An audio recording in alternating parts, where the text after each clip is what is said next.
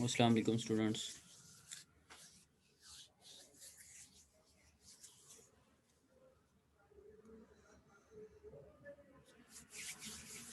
वालेकुम अस्सलाम। अच्छा जी, हम अभी ज़रा बक बूस्ट कन्वर्टर आज करते हैं स्टार्ट। अच्छा, जो मैंने क्विज रखा हुआ उसकी मैंने डेट अनाउंस कर दी थी ना लास्ट टाइम, मंडे को रखा हुआ है शायद। यस ठीक ठीक 18 जनवरी को आप लोगों का सोलर पे जो अभी तक पड़ा उससे रिलेटेड क्विज है, ठीक है। और मैंने प्रीवियस लेक्चर में वो सिलेबस वगैरह बताया सारा सबको।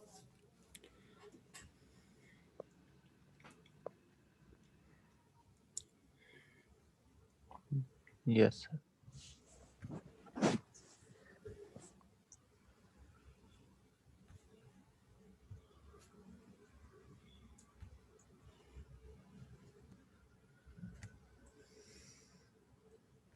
बाकी ये कि अटेंडेंस पे कोई 3-4 लोग रिस्क पे हैं, तो वो सारे जो है ना वो प्रॉपर्ली लेक्चर अटेंड करते रहें, चाहे आपका लास्ट ईयर है जो कुछ भी है। अगर आप बहुत ज़्यादा नॉन सीरियस एटीट्यूड शो करेंगे तो उसके लिए आपको बिल्कुल भी जो है ना वो यहाँ पे नहीं रिलैक्सेशन दी जाएगी, ठीक है।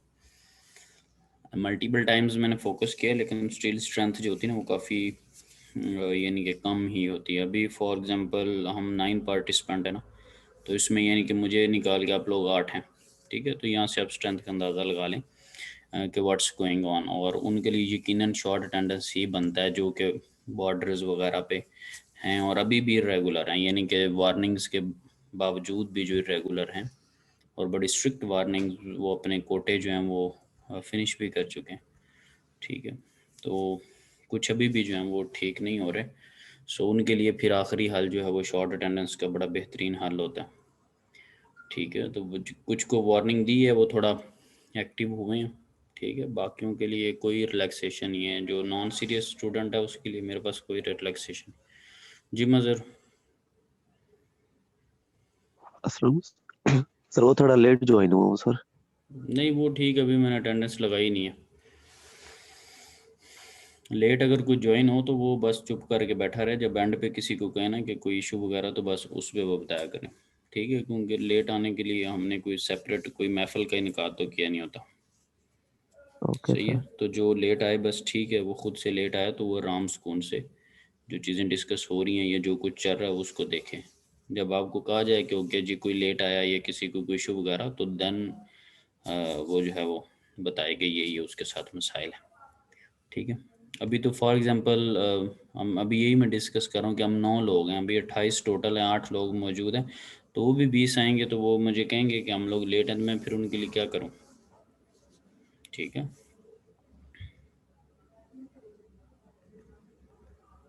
ओके जी, उम्मीद है आपके सामने बुक जो है वो मैंने शेयर की हुई आपको नज़र आ रही होगी, ऐसे ही है या नहीं आ रही? आ रही है सर। ठीक है।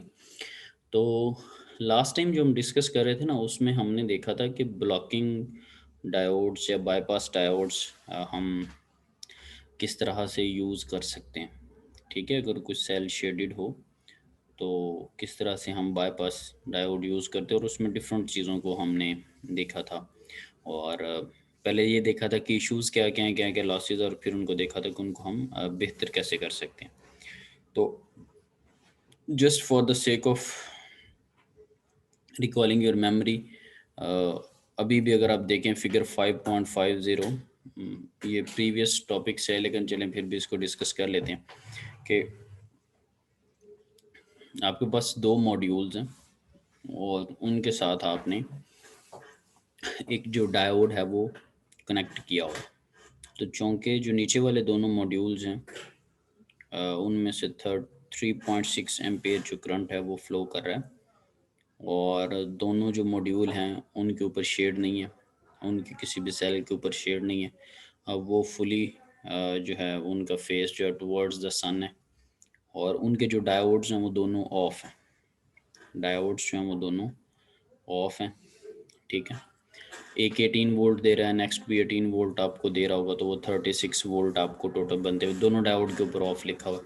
जो थर्ड है आपके ऊपर टॉप के ऊपर वो शेडेड है, और हमने वहाँ पर ये डिस्कस किया था कि बजाय के शेडेड में से ये करंट गुजरे 3.6 एम्पेयर, जब ये शेडेड में से गुजरेगा तो ये वाला करंट इनटू रेजिस्टेंस जब होगी तो एक बहुत ज़्यादा वोल्टेज ड्रॉप हमें मिलता है, जो कि एक एग्जांपल में हमने 17 वोल्ट के करीब देखा। वो साफ ज़रा वेरी भी कर सकता है, तो जस्ट चूँकि एक एग्जांपल हमने डिस्कस किए तो इसलिए ऑन एंड ऑफ मैं उसी को ही कोट करता हूँ।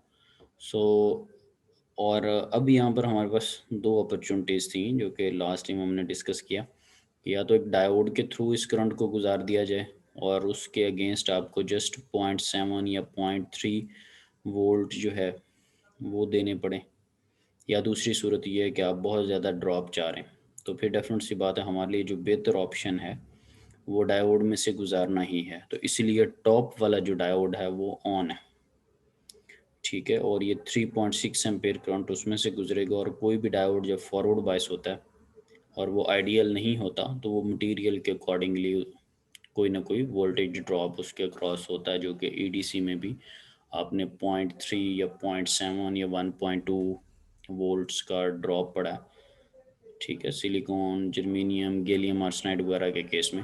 तो इतने वोल्टेज ड्रॉप के अगेंस्ट हमें हमारे जो 17, 18 या कुछ भी वोल्टेजेस हैं दैट वाज मोर देन 10, तो वो हमारे सारे सेव हो जाएंगे, ठीक है। तो ये था पर्पस, और ये हमने पहले चीज़ें देखी। और ये करने का बेसिकली क्या मकसद है कि जो हमारे पास जो पावर है वो बेहतर से बेहतर है, ठीक है। और अगर हम ऐसा नहीं करते तो हमारे पास जो पावर है वो बहुत कम हो जाती। अभी भी जो इसके साथ ये जो फिगर 5.5 है, इसके साथ जो ग्राफ है उसमें आप देखें तो 195 वाट फुल सन के ऊपर हमें मिल रहे थे। और फिर शेडिड है, शेडिड कुछ उसका एरिया आ चुका है अभी ये जैसे हमारे सामने है, तो हमें जो मिल रहे हैं डायोड को लगाकर 36 वोल्ट मिल रहे हैं, 3.6 एम्पेयर मिल रहा है और 130 वाट मिल रहा है।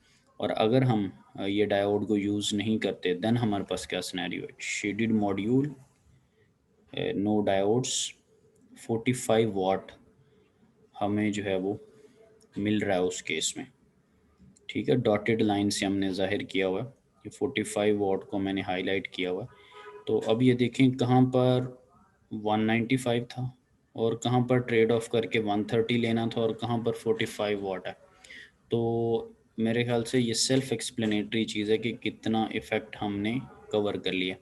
तो सारी ओवरऑल कोशिश यही है कि बाईपास डायोड लगाकर हम जो है वो पावर को जो है वो मैक्सिमम रख सकें, वोल्टेज करंट को। फिर जाते जाते हमने ये एक चीज़ भी डिस्कस की थी, इसकी हेडिंग भी है कि मैक्सिमम पावर पॉइंट ट्रैकिंग।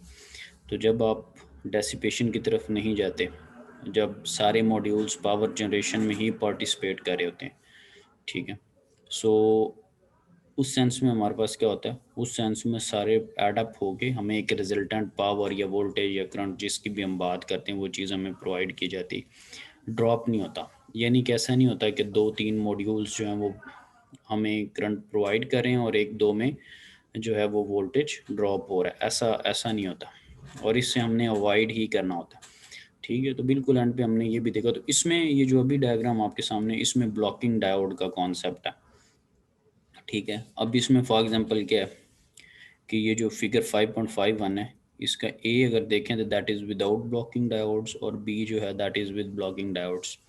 तो होगा क्या कि यहाँ पर जो 3 मॉड्यूल्स हैं, I1 के साथ 3 मॉड्यूल हैं, I2 के साथ 3 मॉड्यूल हैं, और इसी तरह I3 है, और I3 के जो 2 मॉड्यूल्स हैं वो शेडेड मॉड्यूल्स हैं, ठीक है। सो होगा क्या कि इन केस अगर हम ये भी पिक्चर ए को अगर फिगर 5.51 की फिगर ए को अगर डिस्कस करें, ठीक है, तो उसमें हमारे पास क्या होगा कि I1 और I2 जिस पॉइंट पर आप करंट लेना चाह रहे हैं वो तो उसमें ऐड अप हो रहे हैं, लेकिन I3 जो है, ठीक है, जो थर्ड वाला आपके पास करंट है वो शेडेड मॉड्यूल्स के अंदर जो भी रेजिस्टेंस है भी मेरी होगी, जैसे कि हम प्रीवियस डिस्कस करते हैं कि हमारे पास RP होता है, RS होता है, और जो करंट उसमें से फ्लो करता है उससे मल्टीप्लाई होकर वोल्टेज ड्रॉप हमें मिलते हैं, और ऐसे ही हमने एग्जांपल पीछे डिस्कस की थी। और ये चूँकि अनवांटेड सी चीज़ लग रही है। अब इसके पैरेलल में अगर आप देखें तो जो फिगर 5.51 की फिगर बी है that is with blocking diodes, और उसमें आप देख रहे हैं कि कोई चीज़ ऐड अप तो हो सकती है। टॉप के ऊपर हमारे पास ये ब्लॉकिंग डायोड्स हैं, ठीक है, कि I1 जो है वो ऐड अप तो हो सकता है, I2 ऐड अप तो हो सकता है, लेकिन इनके अंदर कोई चीज़ दाखिल नहीं हो सकती, क्योंकि अगर टॉप से डेसिपेशन की सेंस में कोई चीज़ आएगी, ठीक है, तो वो ब्लॉक हो जाएगी।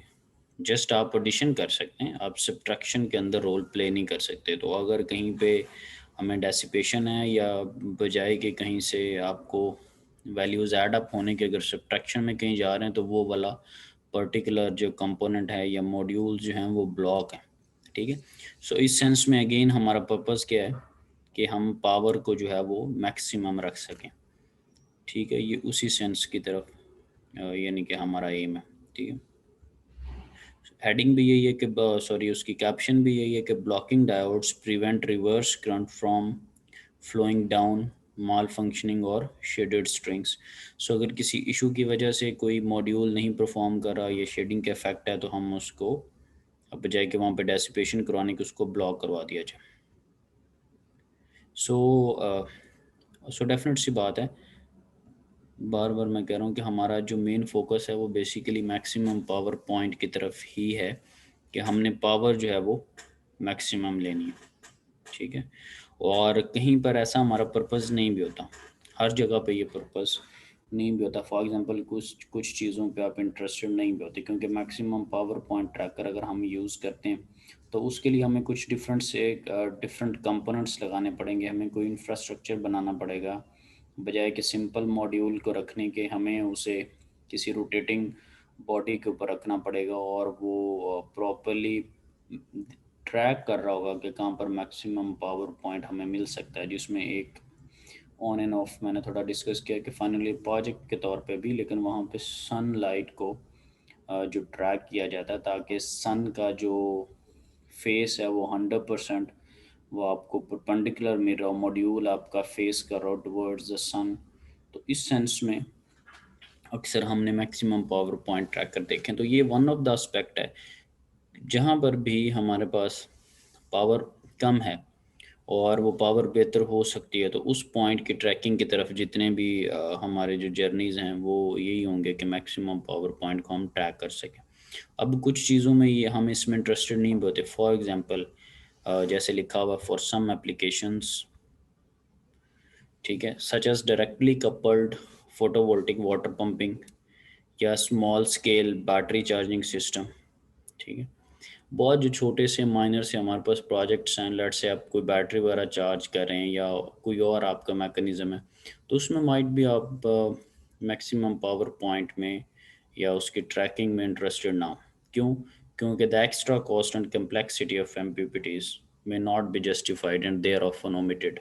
सो समटाइम ऐसा होता है कि प्रोजेक्ट बहुत माइनर सा होता है या उसमें बहुत ज़्यादा कोई एप्लीकेशन नहीं नज़र आ रही होती कि मैक्सिमम पावर, क्योंकि इसके अगेंस्ट हमें डेफिनेट सी बात है, जैसे मैंने कहा ना कि हम मोटर्स वगैरह लगाएंगे, कोई रोटेटिंग बॉडी होगी उसके ऊपर रोटेट कर रहा होगा, कुछ सेंसर्स वगैरह लगाए होंगे, कोई उसकी डेफिनेट सी बात है कोडिंग की होगी। सो जो उसकी कॉम्प्लेक्सिटी और जो उसकी कॉस्ट है फिर साफ ज़रा यहाँ पे जस्टिफाई नहीं हो सकती, तो फिर हम उसको नहीं लगाएंगे, ठीक है। सो ये है, करते भी हैं और नहीं भी करते, सो डिपेंड करता है कि इसीलिए हमेशा जब भी कोई प्रोजेक्ट किया जाता है तो सबसे पहले इंजीनियरिंग के अंदर कोई भी जब प्रोजेक्ट लगता है मेगा लेवल के ऊपर, तो एक फिजिबिलिटी रिपोर्ट बनती है। दैट मीन्स कि वो फिजिबल भी है या नहीं है, राइट।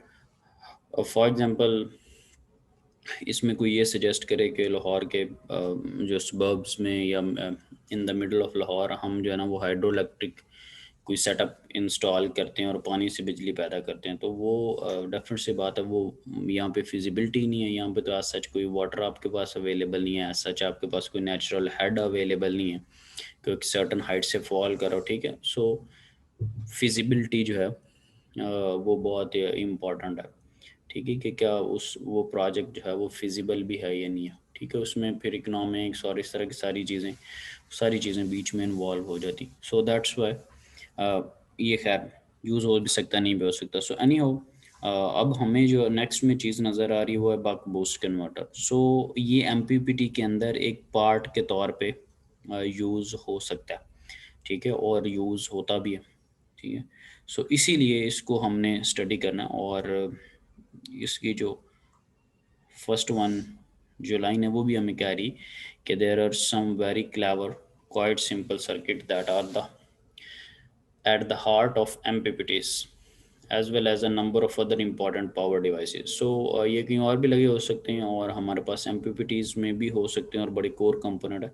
सो तभी हम इसको डिस्कस करें. और ये कन्वर्टर करता क्या, ये आपका जो एक DC लेवल है, फॉर एग्जांपल 5 वोल्ट है, 10 वोल्ट है, 12 वोल्ट है, उस लेवल को DC जो वोल्टेजेस हैं उनके लेवल्स को अप या डाउन करता है. जैसे AC के केस में, अल्टरनेटिंग करंट के केस में हम जो ट्रांसफार्मर्स को यूज़ करते हैं, like wise step down transformer या स्टेप अप ट्रांसफार्मर.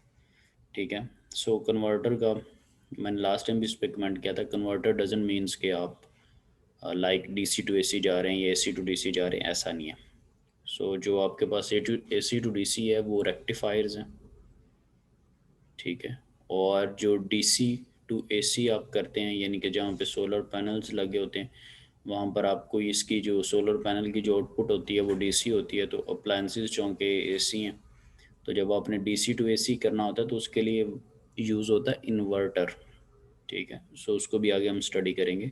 तो कन्वर्टर कुछ और चीज़ है, इन्वर्टर कुछ और चीज़ है. DC टू AC इन्वर्टर कर रहा होता है. ठीक है. सो कन्वर्टर डजंट मीन्स कि आप कोई फॉर्म बदलने लगे हैं, जस्ट लेवल्स अप या डाउन होंगे. So as the name suggests, boost का मतलब ये है कि आप जो DC लेवल है उसको अप करेंगे. बूस्ट का जो आपके पास मीनिंग भी यही है. और बक का मतलब ये है कि जो सर्टन DC लेवल है उसको आप डाउन करेंगे. ठीक है. और फॉर एग्जांपल आपने एक बैटरी 12 वोल्ट पे चार्ज करनी है. सो 12 वोल्ट से ज़्यादा भी आपको मिल सकते हैं, कम भी मिल सकते हैं आउटपुट जो है वो पैनल की तरफ से, मॉड्यूल की तरफ से. सो वहाँ पर ऑटोमेटिकली इसको आइडेंटिफाई किया जा सकता है थ्रू कोडिंग, थ्रू एल्गोरिदम्स, कि हमारे पास जो वोल्टेजेस हैं, जो आउटपुट वोल्टेज है वो कम आ रही है या ज़्यादा आ रही है, तो उसके अकॉर्डिंगली हमने क्या करना है. तो जो हमने करना होता है वो बेसिकली ड्यूटी साइकिल होता है. हम उसको कम या ज़्यादा करते हैं तो उसके अकॉर्डिंगली हमें वोल्टेज अप या डाउन हो जाते हैं. तो उसी को ये भी हमने स्टडी करना है कि टेक्निकली कौन से कंपोनेंट को मैनिपुलेट करें और हमारे पास से रिजल्टेंट जो है वो चीज़ आ जाए. सो एक थोड़ी सी ये भी चीज़ वाज़ेह होगी कि हम क्यों अप या डाउन करना चाह रहे हैं. अगर हमारी रिक्वायरमेंट्स वाले वोल्टेजेस नहीं आ रहे, सो हम उसको अप करें, या हमें अगर डाउन पे करके बैटरी को चार्ज कराने को, अगर 12 वोल्ट की बैटरी है तो हम उसको 12 वोल्ट पे ही चार्ज करवाएंगे. सो कुछ इस तरह की प्रैक्टिकल चीज़ें हैं जिनके बेस के ऊपर हम इसको एक्सटेंड करें. ठीक है. और अब इसमें ये चीज़ है कि कम या जब ज़्यादा करना होता है ना, तो फिर हम देखते हैं कि कितनी देर के लिए ऑन करना है, कितनी देर के लिए ऑफ करना है. ठीक है. माइट भी आपने इलेक्ट्रिकल मशीन्स के अंदर पल्स विथ मॉड्यूलेशंस वगैरह पड़ी हुई है, इस तरह की चीज़ें, कि कितनी देर स्विचिंग में आप किसी चीज़ को ऑन रखते हैं. जैसे मोटर्स की स्पीड को आपको कम या ज़्यादा करवाना होता है, तो आप उसकी जो ऑन एंड ऑफ है, जो उसकी स्विचिंग है, उसको थोड़ा मैनिपुलेट करते हैं कि इसको ज़्यादा देर के लिए ऑन करवाया जाए या ज़्यादा देर के लिए ऑफ करवाया जाए. डिपेंड करता है कि आप उसकी स्पीड अप करना चाह रहे हैं, डाउन करना चाह रहे हैं. सो ये स्विचिंग का जो फैक्टर है ये काफ़ी जगह पर यूज़ होता है. तो यहाँ पर भी हम स्विचिंग के थ्रू देखेंगे कि अगर हमको वोल्टेज अप करने हैं तो हम ज़्यादा देर के लिए सर्किट को ऑन रख लेंगे, वो भी देखते हैं कि सर्किट क्या है. या अगर मिनिमाइज़ करने हैं तो हम ज़्यादा देर के लिए सर्किट को जो है वो ऑफ रख लेंगे. फॉर एग्जांपल ये जैसे हमारे पास सर्किट है तो ये स्विच लगा हुआ है, तो देखना ये है कि हमने इसको ऑन ज़्यादा रखना है या ऑफ़ ज़्यादा रखना है. तो अप करने हैं तो ऑन ज़्यादा रख लेंगे स्विच को, डाउन करने हैं तो ऑफ़ ज़्यादा रख लेंगे. सो इट डिपेंड्स कि हम क्या कर रहे हैं. ओके. तो ये स्विचिंग. अब जब स्विचिंग की बात आती है तो स्विचिंग के अंदर इलेक्ट्रॉनिक डिवाइसेस एंड सर्किट्स के अंदर आपने देखा है कि आपके पास जो अभी इंस्ट्रूमेंटेशन एंड मेजरमेंट्स की लैब के अंदर भी आप ऑप एम्प पढ़ रहे हैं जो कि ऑपरेशनल एम्पलीफायर है. और अब एम्पलीफायर के दो मेजर काम होते हैं, स्विचिंग एंड एम्पलीफिकेशन. ठीक है. और फिर आपने चैप्टर 3 इलेक्ट्रॉनिक डिवाइसेस के अंदर ये भी पढ़ा होगा कि ये कट ऑफ रीजन में है, सैचुरेशन रीजन में है, लीनियर रीजन में है. सो डिफरेंट आपने रीजन्स पढ़े जिसके ऊपर था कि यहाँ पर स्विच ऑन होगा, यहाँ पर स्विच ऑफ होगा और यहाँ पर एम्पलीफाइड वर्जन होगा. देन आपने अल्फाज, बीटाज, इस तरह की चीज़ें भी पढ़ी. फिर आपने स्विचिंग के कॉन्सेप्ट्स को भी पढ़ा कि कैसे ऑन एंड ऑफ के लिए यूज़ होता है. डायोड भी सम सॉर्ट ऑफ आपके पास एक पाथ प्रोवाइड कर रहा था. तो ट्रांजिस्टर्स भी जो हैं वो अगर दोबारा जाके आप अपनी मेमोरी को रिकॉल करें और चैप्टर नंबर 3 में जाके देखें तो आपको ग्राफ्स भी नज़र आएंगे कि कहाँ पर सेचुरेशन में है, कहाँ पे कट ऑफ में है और कहाँ पर आपके पास लीनियर या एम्पलीफिकेशन वाले रीजन में। सो ये ट्रांजिस्टर्स के काम होते हैं। सो फिर बेहतर जिसकी स्विचिंग है, जिसकी स्विचिंग बहुत फास्ट है, फिर इसको यूज़ किया जाएगा। सो उसके अंदर एफईटीज़ जो हैं यहाँ पर मेंशन है कि जो फील्ड इफेक्ट ट्रांजिस्टर्स हैं, ठीक है, और जो आईजीबीटीज़ हैं, ठीक है, क्योंकि हमारे पास या तो बीजेटीज़ होते हैं या एफईटीज़ होते हैं, बाइपोलर जंक्शन ट्रांजिस्टर्स होते हैं या फील्ड इफेक्ट ट्रांजिस्टर्स होते हैं। सो इनसे भी फर्दर जिनमें दोनों की एफईटीज़ और बीजेटीज़ दोनों की प्रॉपर्टीज़ को यूज़ करके हम इंसुलेटेड गेट बाइपोलर जो ट्रांजिस्टर है जिनको हम आईजीबीटीज़ कहते हैं वो इससे भी बेहतर परफॉर्मेंस देते हैं। सो उसको प्रेफर किया जा रहा है। सो ये आपके पास क्या है, डेफिनेट सी बात है, ये मॉडर्न स्विच मोड्स हैं। तो इसको मैंने थोड़ा सा आपको बैकग्राउंड बता दिया कि ये ऐसी बातें क्यों हो रही हैं, ठीक है। फर्दर किसी ने इसको स्टडी करना तो डेफिनेट सी बात है। वो इलेक्ट्रॉनिक डिवाइसेस एंड सर्किट्स का मैंने आपको बताया कि बीजीटीज़ के लिए might be chapter number 3 and 4 में उसकी डीसी बाइसिंग है, माइट बी है 5th में उसकी एसी बाइसिंग है, और 6 में आपके पास मॉसफेट्स हैं, एफएटीज़ हैं, ठीक है। और उसके बाद 6 के बाद जाकर कहीं आपके पास आईजीबीटीज़ आएंगे। सो खैर ऑन एंड ऑफ में हम स्विचिंग में डीसी कन्वर्टर्स जी चैप्टर 6 में sir DC to DC converters नहीं, हाँ, चैप्टर 6 में बेसिकली इलेक्ट्रॉनिक्स के अंदर एफएटीज़ और मॉसफेट्स हैं। अगर आप उसको डिपेंड सर करता है कि अब आपने डैनियल पढ़ी। आर्ट तो यहाँ पर जो मोस्टली जहाँ से आपका मैनुअल बना हुआ है, ठीक है, उस बुक के अंदर जो एडीसी की है उसके अंदर खैर 6 में है। तो हम 2 डिफरेंट से पढ़ाया हुआ है मैंने खैर एडीसी, एक में बजाद रजावी से और दूसरी अब मेरे जहन से बार बार उसका नाम नहीं कर रहा। आपका मैनुअल भी हमने उसी बुक से ही बनाया हुआ, ठीक है। सो खैर एनी हो, और डिपेंड करता है। खैर बात करने का मकसद ये है, आपको थोड़ा ओवरव्यू देने का मकसद ये है कि, और ये बहुत इंपॉर्टेंट चीज़ें हैं क्योंकि जब आपके पास कोई भी आप जब कोई टेस्ट देते हैं तो उसमें एक सर्टन पोर्शन इलेक्ट्रॉनिक्स का होता है, आपकी फील्ड है या नहीं है। क्योंकि इलेक्ट्रॉनिक्स में इसको कहूँ या ना कहूँ, लेकिन इलेक्ट्रॉनिक डिवाइसेस एंड सर्किट्स जो है that is the core course. और ये इलेक्ट्रिकल की, चाहे आपकी टेलीकॉम फील्ड है, चाहे आपकी इलेक्ट्रॉनिक्स है, चाहे आपकी पावर है, सो ये कोर कोर्सेज हैं, ये सारे पढ़ते हैं। तो इसमें कोई 5 to 6 मार्क्स का बड़ा इजीली हर टेस्ट में इसका पोर्शन होता है, हर बुक का होता है, ठीक है। सो अगर आप एनटीएस की वेबसाइट पे जाएं और उसमें गैट सब्जेक्ट के अंदर जाएं तो उसमें थोड़ा सा आपको आइडिया होगा कि जो टेस्ट वगैरह आते हैं उसमें कौन सा पोर्शंस किस तरह से एलोकेट किया होता है। इवन दो कि उसके अंदर आपका लीनियर अलजेब्रा, कैलकुलस, डिफरेंशियल, और वहाँ पर आपको पता लगेगा कि कोई भी चीज़ नहीं छोड़ी हुई, ठीक है। सो इस्लामिक स्टडी के और पाक स्टडी के, सो वहाँ पर सारा के सारा पोर्शन जो है वो होता है, ठीक है। सो खैर वहाँ पर जाके आप देख सकते हैं। So back to the point कि स्विचिंग के लिए हम ये काम कर रहे हैं।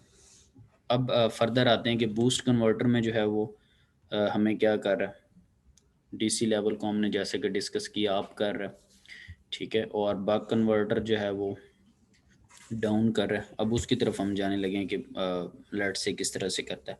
फर्दर मज़ीद कुछ डिटेल मैं आपको बताऊंगा, मज़ीद भी इससे अगर ना कुछ बेहतरी आए तो मज़ीद भी अगर इसको स्टडी करना हो तो इसी बुक के अंदर 3.9.2 जो आर्टिकल है उसके अंदर उसने बक को अलहदा डिस्कस किया हुआ, बूस्ट को अलहदा किया हुआ, लेकिन यहाँ पर तो हम इन कंबाइन डिस्कस कर रहे हैं। हम एक स्विच लगाया हुआ कि कितनी देर के लिए ऑन रखना है, कितनी देर के लिए ऑफ रखना है, उसी पे हम डिसाइड कर लेंगे। तो यहाँ पर जो हमारे पास सर्किट डायग्राम है उसमें दोनों फीचर्स हैं, बक के भी और बूस्ट के भी, और उसको स्विचिंग के थ्रू हम हैंडल कर रहे हैं, ठीक है। सो आर्टिकल जो 3.9.2 है उसके अंदर बक को अलहदा डिस्कस किया हुआ और बूस्ट को अलहदा डिस्कस किया हुआ, ठीक है। सो अब हम फर्दर इसमें देखते हैं कि ये एक छोटा सा उसने कमेंट किया हुआ कि स्विचिंग जो है वो रैपिड रेट पे हो रही है 20 किलो हर्ट्ज पे, ठीक है। सो ये उसकी फ्रीक्वेंसी बताई कि किस फ्रीक्वेंसी के ऊपर यहाँ पर स्विचिंग हो रही। अब फॉर एग्जांपल स्विचिंग तो ठीक है हो रही है, और कितनी देर के लिए ऑन या ऑफ करना तो वो फिर फर्दर हमारे पास जो होता है ना, ठीक है, वो कोडिंग वगैरह के थ्रू या एल्गोरिदम्स के थ्रू ये डिसीजन लिया जाता है कि कब स्विचिंग को बढ़ाना है या कब उसको कम करना है। ओके, ये तो थी कुछ बेसिक चीज़ें।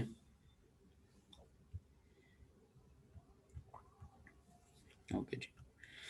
अच्छा, और इसमें अगर हम देखें तो हमारे पास, अगर मैं सर्किट डायग्राम को देखूं तो अब इसकी जो कैप्शन है, that is a buck boost converter used as a part of a maximum power point tracker.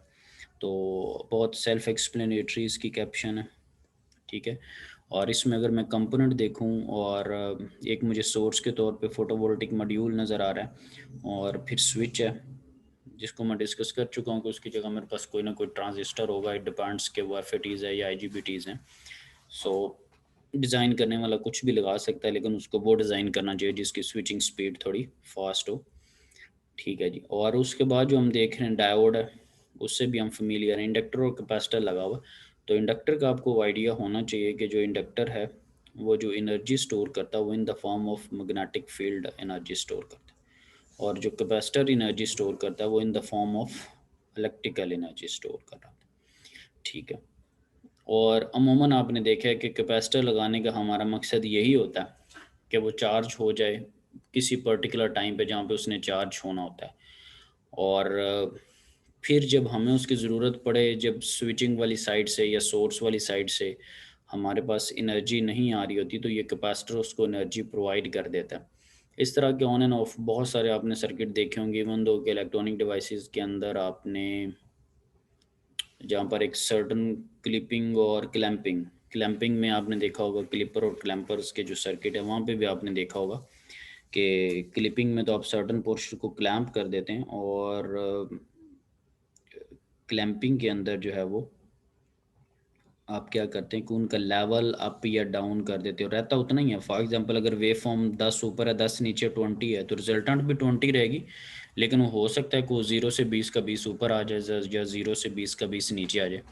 तो ये जो थोड़ी बहुत एडिशन है उनके लेवल्स को आगे पीछे वाली, तो वहाँ पे कैपेसिटर ही कर रहा होता है, ठीक है। कि उस एक सर्टन टाइम पे वो चार्ज हो जाता है और फिर वहाँ पे वो डिस्चार्ज हो जाता है। और वहाँ पे आपने शायद ये भी देखा हो, अगर किसी ने थोड़ा बेहतर अंदाज में उसको एक्सप्लोर किया, कि जो उसका डिस्चार्जिंग टाइम होता है उसको बहुत ज़्यादा रखा जाता है ताकि जब उसने डिस्चार्ज होना हो तो वो बहुत ज़्यादा डिस्चार्ज ना हो। और आपके मैनुअल के अंदर ADC के अंदर शायद ये भी लिखा हो कि 5 टाइम्स उसको ज़्यादा रखा जाता है, ठीक है, जो डिस्चार्जिंग टाइम कांस्टेंट है। क्योंकि अगर ऐसा नहीं करते तो सपोज क्या होता है, आपने कैपेसिटर दे दिया, ये मैं वैसे इससे हट के डिस्कस कर रहा हूँ क्योंकि मैंने इसको कहीं कोरिलेट करना है। फॉर एग्जांपल आपको आपको एक 20 आउटपुट जो मेरी है, ठीक है, या 10 मेरी है, तो अगर आप कैपेसिटर आपको एनर्जी दे रहा है तो कैपेसिटर ने with the passage of time discharge होना है। तो एक टाइम पे आपको 10 मिलेगी, अगले टाइम पे आपको 9 मिलेगी, फिर 8, फिर 7, फिर 6, 5। तो एक तो टाइम आएगा ये तो डिक्रीजिंग में ग्राफ होगा और ये तो 0 तक भी पहुंच जाएगी। तो वहाँ पर तो अमूमन आपको एक कांस्टेंट चाहिए होता है, तो आप क्या करते हैं उसका डिस्चार्जिंग टाइम बहुत बढ़ा देते हैं, यानी कि वो बहुत देर बाद जाके डिस्चार्ज होगा। उसका आपको फ़ायदा क्या हो? मैंने सपोज कह दिया कि ये डिस्चार्ज हो, मैं एक वैसे रफ कह रहा हूँ कि ये जी 5 मिनट्स के अंदर डिस्चार्ज हो। वैसे तो सेकेंड्स और इस तरह की चीज़ें होती हैं। सपोज 5 मिनट्स के अंदर आपके पास डिस्चार्ज हो और आपने स्विचिंग स्पीड रखी हुई है नैनो सेकेंड्स के अंदर, माइक्रो सेकेंड्स के अंदर या सेकेंड्स के अंदर, ठीक है। तो अब जब नैनो सेकंड्स के जैसे उसकी डिस्चार्जिंग की बारी आई, वो कुछ नैनो सेकंड्स डिस्चार्ज हुआ। अब बताएं कि जिसने 5 मिनट्स के अंदर सारा डिस्चार्ज होना था वो नैनो सेकंड्स के अंदर, तो बहुत थोड़ी सी अमाउंट उसकी डिस्चार्ज, लेट से 20 है तो 19.999 कुछ हुआ होगा, या अगर 20 है तो 9.8 हुआ होगा, 19.8, 19.7, 19.6, वो तो 19 से भी अभी नीचे नहीं है। तो आपको it feels like a constant वो एक चीज़ नज़र आ रही होती, ठीक है। तो ऐसे भी होता है कि जहाँ पर आप कोई कांस्टेंट चीज़ चाह रहे होते हैं वहाँ पे आप उनका डिस्चार्जिंग टाइम बहुत बढ़ा देते हैं और स्विचिंग आपने फास्ट रखी होती है, और जैसे ही थोड़ा सा डिस्चार्ज होता है नेक्स्ट में उसकी चार्जिंग का टाइम, फिर डिस्चार्जिंग, फिर चार्जिंग, फिर डिस्चार्जिंग। सो आपको it feels like a constant ही चीज़ मेरी होती है। तो उसकी रीज़न बैकएंड पर टेक्निकली क्या हुआ होता है कि डिस्चार्जिंग टाइम बहुत ज़्यादा रखा होता है, तो ठीक है। अगर किसी के पास पढ़ा हो मैनुअल वगैरह ADC का, तो जहाँ पे ट्रांजिस्टर्स की लैब है वहाँ पे चार्जिंग डिस्चार्जिंग टाइम पे कहीं जाके देखिएगा। किसी दौर में मैंने करवाई हुई है तो मेरे माइंड में है कि वहाँ पर होगा यकीनन। है, मैंने खैर देखा हुआ है तो आपका नहीं मुझे पता। सो एनी हाउ, अच्छा जी, ये एक यहाँ से ये जो मैंने सारी कैपेसिटी के ऊपर बात की, या ये बात से मेरा करने का मकसद ये कि अगर आप चाहते हैं कि लेट से इंडक्टर है, उसने मैग्नेटिक फील्ड की फॉर्म में एनर्जी स्टोर कर लिया, तो जब डिस्चार्जिंग होगी तो वो आहिस्ता आहिस्ता अपनी वैल्यूज़ को कम करेगा। इसी तरह जब कैपेसिटर की डिस्चार्जिंग हो, आहिस्ता आहिस्ता अपनी वैल्यू को कम करेगा। तो अगर आपको कांस्टेंट वैल्यू चाहिए, या आप चाहते हैं कि वैल्यू में बहुत ज़्यादा फ़र्क ना हो और इट फील्स लाइक कि आपको कांस्टेंट ही चीज़ मिल रही है, तो आप फिर उनका डिस्चार्जिंग टाइम इंक्रीज़ कर देते हैं।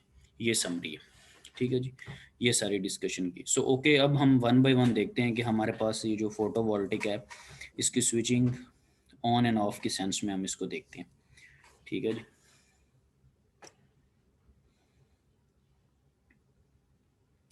सो यहाँ पर दो हमारे पास सिचुएशंस हैं, एक में स्विच क्लोज्ड है, ठीक है, और एक में स्विच ओपन है, ठीक है। स्विच क्लोज और स्विच ओपन की सेंस में दो डिफरेंट कैटेगरीज को हमने डिस्कस करना है। सो पहली कैटेगरी ये है कि when the switch is closed, ठीक है। और इसके हेल्पिंग मटेरियल के तौर पर मैंने एक खैर फॉरेनर है, यानी कि इंग्लिश स्पीकर है हमारे पास, उसका मैंने एक लिंक अपलोड किया, वो एक फ़ीमेल है, उसने भी काफ़ी अच्छा बताया, और एक इंडियन स्पीकर है, उसने इसके ऊपर कुछ कमेंट्स किए हुए हैं। तो ये उनकी 4 to 5 मिनट्स की मैंने वीडियो के जो लिंक्स हैं वो भी LMS के ऊपर, ये वाला जो वीक है उसमें वहाँ पे मेंशन किया मैं हेल्पिंग मटेरियल के तौर पे, तो वहाँ से भी हेल्प ली जा सकती है। So when the switch is closed, और उसमें क्या होगा, अब आपकी ये जो इनपुट वोल्टेज है V1, ठीक है, अप्लाइड अक्रॉस द इंडक्टर, ये जो IL है, ठीक है, through the inductor, all of the source current goes through the inductor. अब वो कह रहा है कि सारे का सारा करंट जो है वो सपोज दैट इज क्लोज्ड, ठीक है, और जब ये क्लोज होगा, ये पॉजिटिव की वजह से आपके पास ये जो डायोड होगा रिवर्स बाइस हो जाएगा सर, रिवर्स बॉस ओपन हो सर्किट। जाएगा, so that will be open, ठीक है, सही है। सो ये आपके पास ओपन सर्किट का सिनेरियो होगा, ठीक है जी। सो ओपन हो जाएगा ये, ठीक है, जब ओपन हो जाएगा तो ये वाली चीज़ अभी सो फॉर बीच में से हमें सेपरेट नज़र आ रही होगी, ठीक है, और दूसरी वाली जो चीज़ है वो, ठीक है, वो सेपरेट नज़र आ रही है, ठीक है। सो हमारे पास जो चीज़ बनेगी वो आपके पास PV, ठीक है, और ये हमारे पास इंडक्टर, ये सिनेरियो बन रहा होगा, ठीक है। सो ये कह रहा है कि सारे के सारा जो यहाँ पे जा रहा होगा, ठीक है। और मैंने आपको ये भी बताया था कि during this portion of the cycle energy is being added to the magnetic field in the inductor. So inductor जो है मैग्नेटिक फील्ड की सेंस में, और वो आपके पास कैपेसिटर जो है वो in the form of electrical energy store करता है, अगर उसकी जब बारी आएगी, ठीक है। तो ये सिनेरियो है, आपने स्विच को क्लोज किया हुआ। अब जब आप स्विच को ओपन करेंगे तो उस सेंस में भी हमने देखना है। अच्छा, एक और चीज़ है कि इसमें जो डायोड है ना, उसको ओपन किया हुआ, तो डायोड ये कुछ इस तरह से बता रहा है, ठीक है, कि आपके पास नेगेटिव है और वो आपने उसको ओपन किया हुआ, ठीक है। तो ये थोड़ा हमारे पास इसका सिनेरियो बन रहा है। अब जब स्विच ने, फिर हम डिस्कस करेंगे कि अभी जो जितना को हमने पोर्शन डिस्कस किया ना, कि हमने स्विच को ऑन किया, इंडक्टर के अंदर in the form of magnetic field energy store हो रही है, तो ये एनर्जी हमें कहाँ पे हेल्प आउट करेगी, हम उसको भी डिस्कस करेंगे।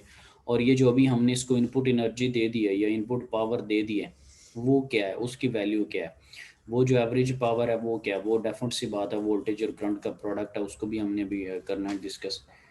सो आगे जाके हम ये भी देखेंगे कि अगर एनर्जी बैलेंस जब हम देखते हैं कि कोई लॉसेस नहीं है, तो उसमें क्या होता है कि एनर्जी सप्लाई और डेसिपेशन क्या होती है, वो बराबर होती है। ऐसे ही नहीं है, जब आप sum of all the voltage is equal to zero करते हैं, या sum of all the currents is equal to zero करते हैं, या current entering is equal to current leaving, या इस सेंस में सारी कोई ना कोई इक्वेशंस लगाते हैं KVL KCL वगैरह की, या पावर का जो फार्मूलाज लगाते हैं, तो रिजल्टेंट क्या होता है, सप्लाई डेसिपेशन के इक्वल नहीं होती, या supply minus dissipation is equal to zero, ऐसे ही नहीं होता। यस सर ऐसे ही है। ठीक है। सो अभी हमने भी इसमें एनालाइज करना है कि यार जो हम इनपुट पावर दे रहे हैं और अगर हम ये फील करें कि कोई भी लॉसेस नहीं है तो इनपुट पावर आउटपुट पावर के बराबर होगी या सप्लाई डेसिपेशन, एक ही बातें हैं दोनों को, जस्ट वो वर्डिंग की हेर फेर है। सो वो भी हमने देखना है। सो भी हमने थोड़ा सा पोर्शन डिस्कस किया कि स्विच जब क्लोज होगा तो डायोड रिवर्स बायस हो जाएगा और आपके पास इंडक्टर जो है वो क्या उसको कहते हैं, इंडक्टर के अंदर in the form of magnetic field energy जो है वो स्टोर हो रही होगी। ठीक है। सो इस सेंस में हम इसको देख रहे हैं। अब नेक्स्ट में हम देखते हैं कि ये जब आपके पास ऑन की कंडीशन में होगा ना, स्विच जब ये वाला जो स्विच ओपन हो जाएगा जैसे अभी पिक्चर में नज़र आ रहा है, तो होगा क्या कि ये वाला जो आई एल है ये अगर इस तरफ को फ्लो करेगा, ठीक है, तो इसको ये ब्लॉक कर रहा है, इसको ये क्या कर रहा है, ब्लॉक कर रहा है आई एल को। इसमें इत्फाक है। अब स्विच ओपन है, केस में दूसरा डिस्कस कर रहा हूँ। स्विच क्लोज को हमने डिस्कस कर लिया कि स्विच क्लोज के केस में डायोड ओपन हो जाएगा और सारी की सारी एनर्जी मैग्नेटिक फील्ड के फॉर्म में स्टोर हो रही होगी। अब क्लोज स्विच को हमने डिस्कस करना बंद कर दिया। अब द स्विच इज़ ओपन जैसे आपको डायग्राम में नज़र आ रहा है, और ओपन स्विच के अकॉर्डिंगली अब जो डायोड की तरफ करंट इस तरफ से तो नहीं जा सकता, ब्लॉक उसको कर रहा है ऐसे, ये उसको क्या कर रहा है, डायोड उसको ब्लॉक कर रहा है। ठीक है। सो हमारे पास क्या पॉसिबिलिटीज़ हैं। सो जो करंट फ्लो करेगा, जो करंट अब पाथ बनाएगा, ठीक है, ये आपके पास इंडक्टर है। सर ये जो डायोड ब्लॉक आ रहा है करंट, ये वो इंडक्टर का करंट है ना, जो इंडक्टर जी चार्ज जी होने के बाद डिस्चार्ज कर रहा होगा। जी जी जी जी जी वही वही, क्योंकि अब सप्लाई से तो आ नहीं रहा, सप्लाई का स्विच ओपन है। एक मिनट। ठीक है, ये आपके पास लोड है। ओके। अच्छा, ये जो आई एल है, ठीक है, इंडक्टर का जो करंट है जिसको मैं अभी बना रहा हूँ, ये साफ ज़रा इस डायरेक्शन में जाएगा तो ये यूं इस तरह फ्लो कर रहा, तो उस वजह say that is a positive,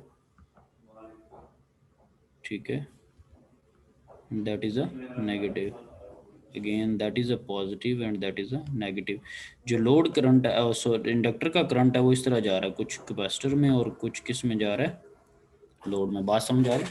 ये जो मैरो बना रहा हूँ, जिस तरह सिनेरियो डेवलप कर रहा हूँ, साथ साथ चल रहे हैं ना मेंटली तौर पे, कि ये जो आई एल है कुछ कैपेसिटर में और कुछ।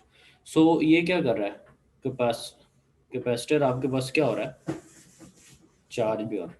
क्या हो रहा है, कैपेसिटर की ये आपके पास चार्जिंग हो रही है यहाँ पे ना। अब रहेगी बात डायोड की, तो डायोड को जो करंट मिल रहा है वो इस वे में मिल रहा है। वो अलग बात है कि हमने लिखा हुआ है कि ये आइडियल डायोड है, ठीक है, और वो कुछ भी ड्रॉप नहीं कर रहा होगा। सो इस सेंस में ये आपके पास करंट्स हैं, ठीक है, इस सेंस में फ्लो करेगा। और उसी वजह से अगर आप इसको देख रहे हो पॉजिटिव टू नेगेटिव और पॉजिटिव टू नेगेटिव, ये जो कैपेसिटर्स के ऊपर पॉजिटिव नेगेटिव है या लोड के ऊपर पॉजिटिव नेगेटिव और थोड़े से आपको फ्लिप नज़र आ रहे हैं, उसकी रीज़न ये है, ठीक है, आई एल के फ्लो। अदरवाइज नॉर्मली आपके पास क्या सिनेरी होते हैं, इसको गौर कीजिएगा, नॉर्मली आपके पास यूं करंट्स फ्लो कर रहे होते हैं, ठीक है, इस सेंस में, ठीक है। कैपेसिटर और लोड में से टॉप से आ रहा होता तो आपके पास, टॉप से अगर आ रहा था तो फिर क्या आपने सिंबल यूज करना था, पॉजिटिव ऊपर नेगेटिव नीचे, ठीक है। तो खैर हमारे पास ये इस वजह से ये सिनेरियो।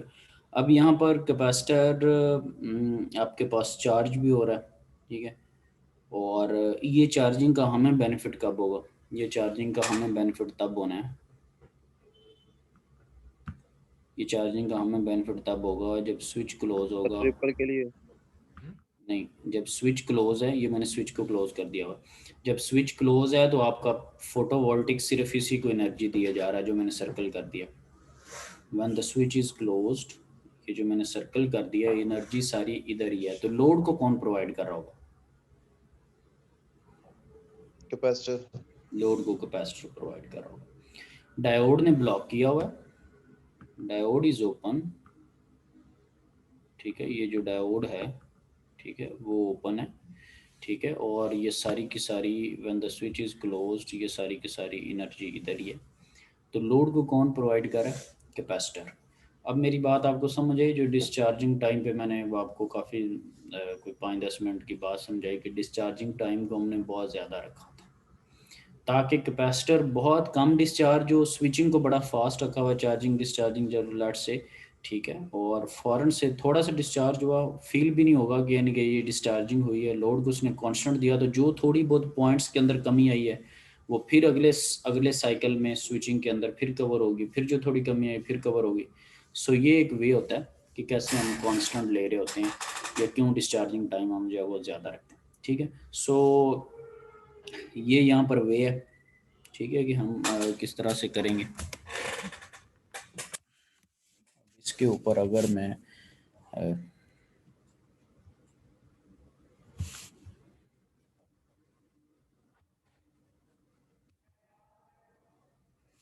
अब इसमें जो जो काम हम कर रहे हैं, मुझे एक मिनट बुक से ज़रा हार्ड फॉर्म से देख लेने, मैंने कुछ चीज़ें हाईलाइट की हुई हैं ताकि मैं यहाँ पर भी नोट्स के तौर पे उनको मार्क कर दूँ।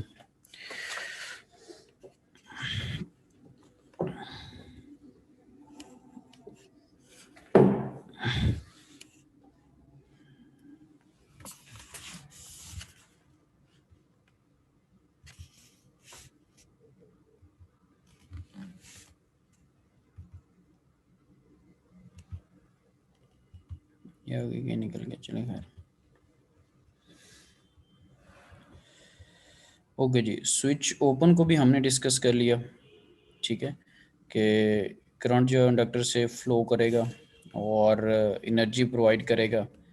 So the current flows through the capacitor, the load and the diode, ठीक है। और लेकिन डायोड जो है और उसको हमने आइडियल कंसिडर किया हुआ है, और कैपेसिटर को भी हम ये फील करेंगे कि कैपेसिटर के क्रॉस पे कोई ड्रॉप नहीं, हम बड़ी आइडियल सिचुएशन सारी डिस्कस करें, ठीक है। Inductor current charging the capacitor provides a voltage, यही हमने देखा विद द पोलैरिटी रिवर्सल, तो उसमें भी हमने देखा है, ठीक है। क्रॉस द लोड और cross the capacitor polarity reversal है, तो उसकी एक रीज़न मैंने आपको बताने की कोशिश की है। ये लोड को पावर देंगे, कैपेसिटर जो चार्ज होगा, ठीक है, और देन फिर क्या होगा, switch again on end of, close open, तो बार बार ये सिनेरियो आपके पास रिपीट होता रहेगा। सो अगर वो क्विकली आपने स्विच को, ये मैं कुछ नोट्स के तौर पे चीज़ें हाईलाइट कर रहा हूँ, मैं वैसे बता चुका हूँ। So if the switch is cycled quickly enough, the current through the inductor does not have a chance to drop much while the switch is open before the next jolt of the current from the source. So आपने क्या किया था, switching को आप बहुत fast किया होता ताकि जो ड्रॉपेज होना और वो होना, दैट इज़ ऑब्वियस। अगर कोई इंडक्टर को एनर्जी प्रोवाइड कर रहा है या कैपेसिटर चार्ज होने के बाद प्रोवाइड कर रहा है तो उसने कम होना है कॉन्टिन्यूसली, वो कहाँ से एनर्जी प्रोवाइड करेगा, वो वही वहीं से प्रोवाइड करेगा और उसमें कमी होनी है with the passage of time, that is obvious, ये एक बिल्कुल रियलिटी है। लेकिन आपने उसकी स्विचिंग को फास्ट रखा हुआ है ताकि वो थोड़े से टाइम के लिए जो थोड़ा सा ड्रॉप हुआ, नेक्स्ट जब साइकिल फ्लिप होगा तो फिर चार्ज हो जाएगा, फिर देन वो इस सेंस में आपके पास। So with a fast enough switch and a large enough inductor, the circuit can be design to have nearly constant inductor current. Constant होता नहीं है, अगेन बार बार कह रहा हूँ, कांस्टेंट चीज़ें नहीं होती, ड्रॉप होना होता है, कुदरती चीज़ है, ये ऐसे ही होता है रियलिटी में। लेकिन आपने उसको किन रीजंस की बेस, स्विचिंग बहुत फास्ट कर दी, इंडक्टर का साइज़ बहुत इंक्रीज़ कर दिया और ये सारी चीज़ें आप डेवलप करें, ठीक है, which is our first important insight into how this circuit works. So आप क्या चाह रहे हैं कि इंडक्टर का जो करंट है वो कम ना हो, तो आपने इंडक्टर का साइज़ और उसका स्विचिंग टाइम उसको ज़्यादा रखा हुआ है। So similarly, with the fast switching speed, the voltage across the capacitor does not have a chance to drop much while the switch is closed. जब स्विच क्लोज है, सारे के सारा इंडक्टर को मिल रहा होता है, ब्लॉकिंग डायोड ओपन हुआ होता है, उसने कैपेसिटर वाली लोड की तरफ कोई चीज़ नहीं जाने देनी होती, तो इस सूरत में कैपेसिटर एनर्जी प्रोवाइड किया होता है। तो अगेन कैपेसिटर पे भी बात आ गई कि आपने स्विचिंग को फास्ट रखा हुआ है, डिस्चार्जिंग टाइम बढ़ाया हुआ है, सो आपके पास कैपेसिटर में भी कमी नहीं आ रही और इंडक्टर में भी नहीं आ रही और दोनों में आती है, ठीक है। और यही एक आइडियल सा केस है जो कि आप देख रहे हैं। तो होगा क्या, ऐसा करने से क्या होगा, फिर नेक्स्ट बारी आ जाएगी, फिर उसको चार्जिंग मिल जाएगी, फिर डिस्चार्जिंग मिल जाएगी, फिर चार्जिंग, फिर डिस्चार्जिंग, ठीक है, एक तो साइज उनके बड़े किए हैं, तो ये दो बहुत इंपॉर्टेंट कंडीशंस हैं कि आपने ऐसा किया. So if the switch is cycling fast, the capacitor size is large enough, the output voltage across the capacitor and the load is nearly constant. ये अंडर रिजल्ट आप चाह रहे हैं कि आपको एक कांस्टेंट वोल्टेज मिल रहा है, जो आप इनपुट दे रहे हैं. आपने यूं फील करवाया है कि आपने इनपुट दे दी इंडक्टर को, इंडक्टर में बजाय कि लूजिंग आने के उसने कैपेसिटर्स को हैंड ओवर कर दी, कैपेसिटर ने लोड को हैंड ओवर कर दी. सो इट फील्स लाइक कि कहीं पे कोई ड्रॉप भी नहीं हुआ और डायोड ने भी नहीं चीज़ें ली. ठीक है, सो ये आप आइडियल सा केस डिस्कस करें. ये समरी है. We now our second insight into this circuit. Output voltage V naught is essentially constant and opposite in sign to V input. V जो इनपुट है उससे ऑपोजिट पोलैरिटी है. वो मैंने बताया कि IL जो है वो बॉटम लाइन से फ्लो करता हुआ लोड्स और कैपेसिटर्स की तरफ जा रहा है. सो नॉर्मली हमारी जो बॉटम लाइन होती है, जिसको मोस्टली हमने ग्राउंडेड किया होता है या रिलेटिवली कम वोल्टेज पे रखा होता है, वहाँ से नहीं चीज़ें फ्लो करके आ रही होती, ऊपर टॉप से फ्लो करके आ रही. तो यहाँ पे चूँकि सिनेरियो डिफरेंट था. ठीक है, सो इस वजह से ऑपोजिट साइन है और इसको भी हमने डिस्कस कर लिया. ओके जी. सो अब ये देखना ये कि ओके जी, वर्किंग तो हमें समझ लग गई कि किस तरह से ये काम करता है. यहाँ पर अगेन हमारे ज़हन में ये कॉन्सेप्ट आ रहा, तो अभी तक हमने वो नहीं चीज़ डिस्कस की कि बढ़ाना कैसे, कम कैसे करना, उसकी तरफ आ जाते हैं. उसके लिए हमारे पास एक वर्ड होता है ड्यूटी साइकिल का. ठीक है, ये स्विचिंग की इटसेल्फ ड्यूटी साइकिल होता है कि वो कब कितनी देर के लिए उसको ऑन रखना है, कितनी देर के लिए उसको ऑफ रखना है, और यही बैकबोन है उसकी. Suppose this is what controls the relationship between the input and output voltages of the converter. The duty cycle उसको डी से रिप्रेजेंट करें और वो 0 से लेके 1 के दरमियान है. लेट से 0 है तो वो मिनिमम है, 1 है तो वो मैक्सिमम है. तो इससे हमें क्या पता चलता है, ये क्या है, ये तो चलें कुछ अब प्रॉपर इसको देखते हैं. ड्यूटी साइकिल जो है is the fraction of the time that the switch is closed. ये वो फ्रैक्शनल टाइम है जब आपके पास स्विच क्लोज है, यानी कि ऑन है. स्विच क्या है, क्लोज. स्विच क्लोज का मतलब क्या होता है, ऑन है. ठीक है, और दूसरा क्या होता है, जब स्विच ओपन हो, जिसको आप क्या कह रहे हैं, ऑफ है. स्विच करंट को फ्लो नहीं करने दे रहा. स्विच ओपन मतलब दैट इज ऑफ. ठीक है, सो ये वो फ्रैक्शनल टाइम होता है जब स्विच ऑन है, तो उसको हम क्या कह रहे थे, that is the duty cycle. ठीक है, ये वो फ्रैक्शनल टाइम है. सपोज 1 सेकेंड के अंदर लेट से अगर आप कहते हैं कि जी 80% टाइम के लिए वो ऑन है, तो उसका ड्यूटी साइकिल 0.8 हो जाएगा. 70% के लिए ऑन है 0.7 हो जाएगा. ठीक है, 60% के लिए ऑन है 0.6 हो जाएगा. 20% के लिए ऑन है 0.2 हो जाएगा.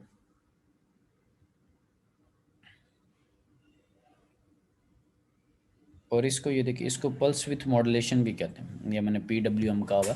ये मोटर की स्पीड को कैलकुलेट्स करने के कुछ डिफरेंट मैकेनिज्म्स हैं जिनमें PWM का भी रोल है. ये आपकी चैपमैन की बुक में वहाँ पे मेंशन है. ठीक है, सो कि कितनी देर के लिए उसको ऑन रखना है, कितनी देर के लिए ऑफ रखना है. अब नीचे वाली फिगर को देखते हैं थोड़ा. सो फिगर जो 5.3 है, the duty cycle D is the fraction of the time the switch is closed. A में देखें, उसने आपको बताया कि ये फ्रैक्शनल सा टाइम है जिसके अंदर ऑन या ऑफ होता है. सो पार्ट ए में देखें 50% ऑफ द ड्यूटी साइकिल.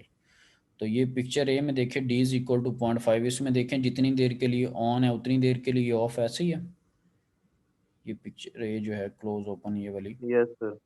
जितनी देर के लिए ऑन है उतनी देर के लिए ऑफ है. इसलिए आपको 1 और ज़ीरोज़, यानी कि हाई लेवल और लो लेवल, जैसे डिजिटल में 1 या 0, 1 for the on, 0 for the of. ठीक है, तो वैसे ही अब इसमें डी लेस देन 0.5 को ऑब्जर्व करें. डी लेस देन 0.5 में क्या है, कम देर के लिए सर ऑन है. ऑफ ज्यादा देर के लिए और हाँ ऑन जी, कम देर के लिए. ऑन की पल्स कम है, ऑफ ज़्यादा देर के लिए. देख रहे हैं, ये देखें नीचे ऑफ वाली जो वैल्यू है वो ज़्यादा है. D greater than 0.5. ठीक है, ग्रेटर देन 0.5 के लिए क्या कि ऑन ज़्यादा और ऑफ कम है, ऐसा ही है. तो आपको ये ग्राफ से आइडिया हो गया कि ऑन ऑफ कम या ज़्यादा का डायग्राम के थ्रू क्या यानी कि उसकी रिप्रेजेंटेशन होती है। तस्वीर को देख के आइडिया हो रहा है कि वाकई ऐसे ही है। Yes. ठीक है।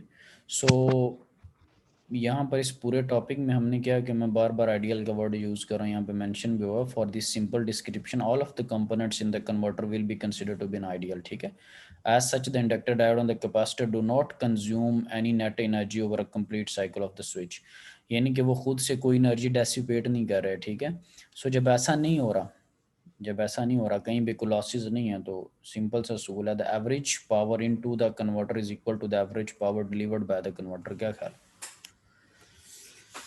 कोई लॉसेज नहीं है Yes, ना, sir. जैसे अक्सर आप आउटपुट पावर कैलकुलेट करते हैं मशीन वगैरह के सेंस में, तो आप वो देखते हैं कि इनपुट पावर इतनी और लॉसेज इतनी और इतनी आउटपुट पावर मुझे मेरी, ऐसे ही होता है ना। बीच में लॉसेज को आप काउंट भी करते हैं, एफिशिएंसीज वगैरह को कुछ न्यूमेरिकल भी किए होंगे कि आउटपुट पावर में इनपुट पावर प्लस लॉसेज आ रहे होते हैं। यस सर, वो P input is equal to P output plus P losses.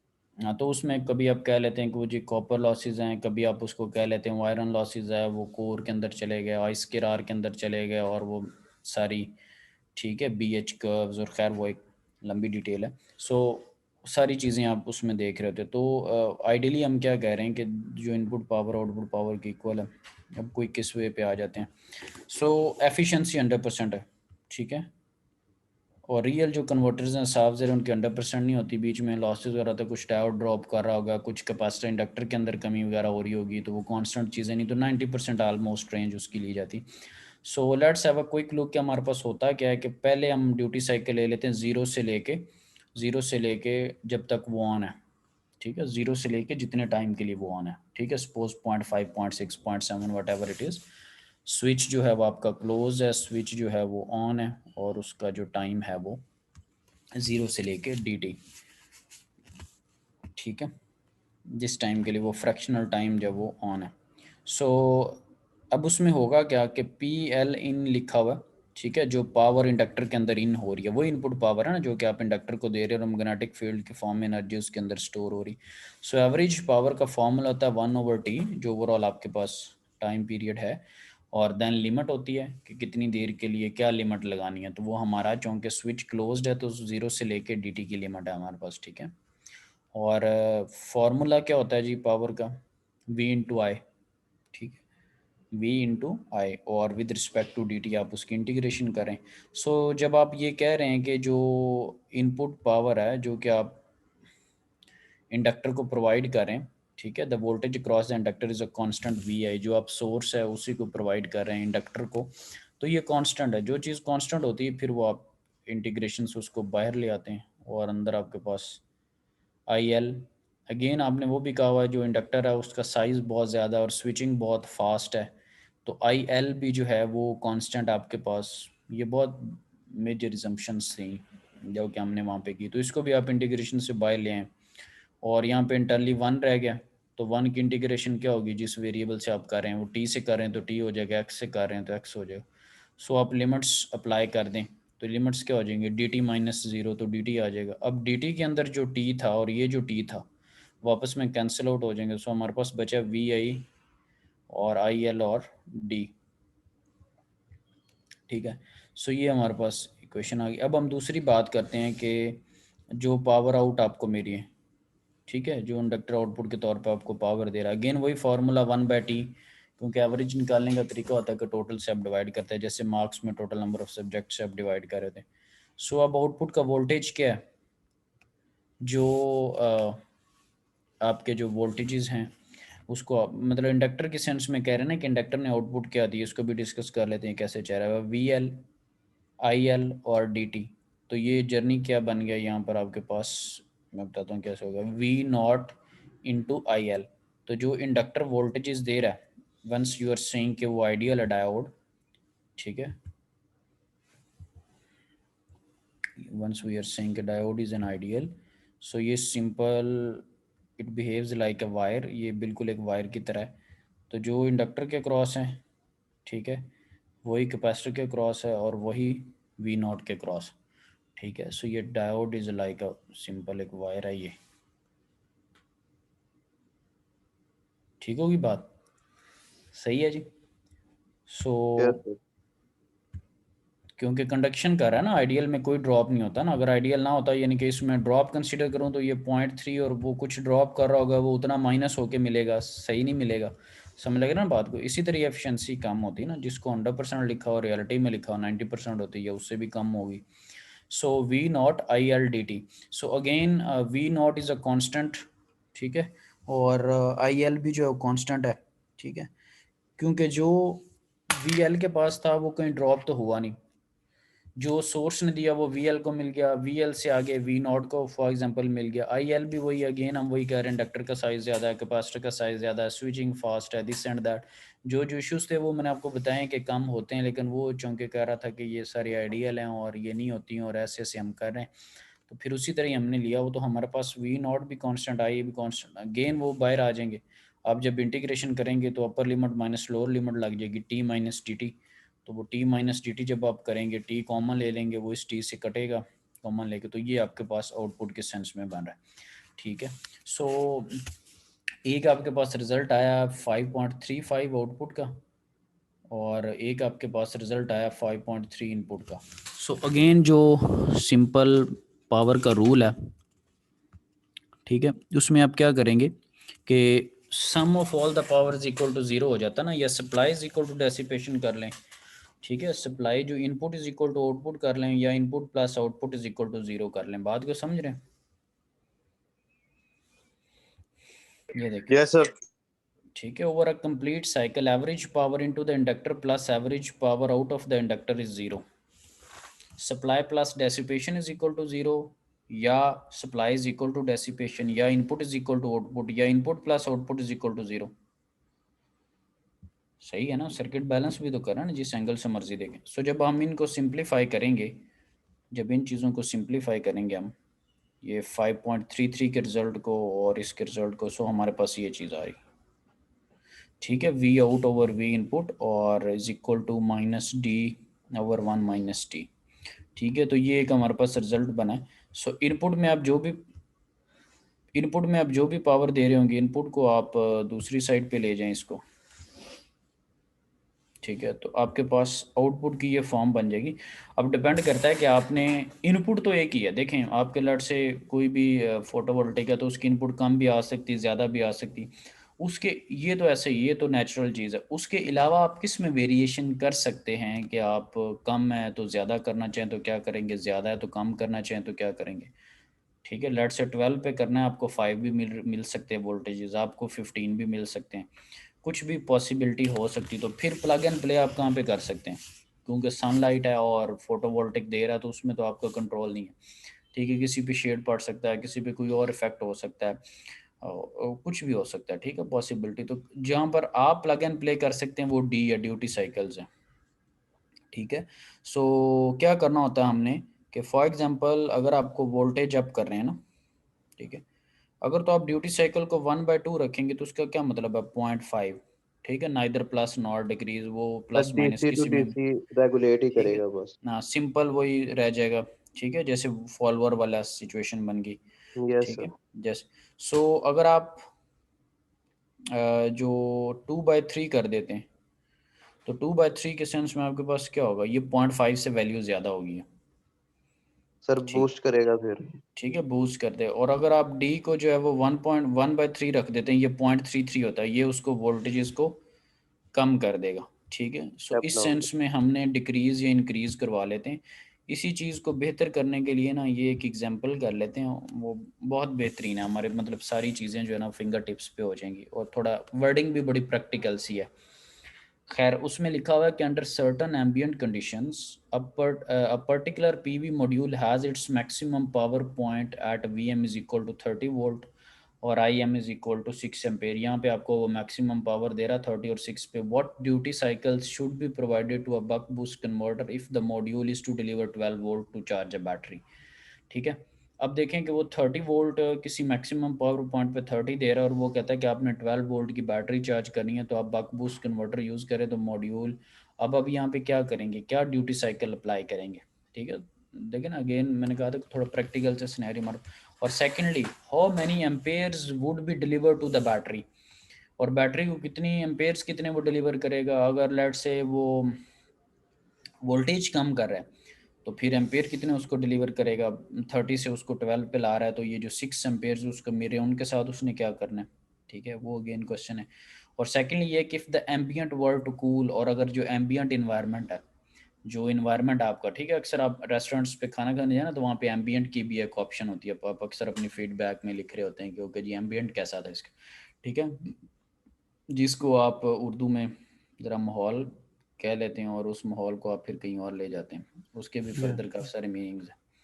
अच्छा जी, so if the ambient were to cool off some without a change in insulation, insulation उसी तरह ही है जो कुछ भी सनलाइट की है, और आप एम्बियंट को कूल करें, और शुड द ड्यूटी साइकिल भी इंक्रीज और डिक्रीज, सो इस सेंस में ड्यूटी साइकिल को आपको इंक्रीज करना चाहिए या डिक्रीज करना चाहिए, यानी कि अभी भी वही बैटरी, अभी भी वही इन्वायरमेंट है, तो आपको पता है कि जब हम एम्बियंट को थोड़ा कूल डाउन करेंगे, टेम्परेचर को थोड़ा रीजनेबल करेंगे, तो टेम्परेचर का भी आपको पता है कि इफेक्ट होता है।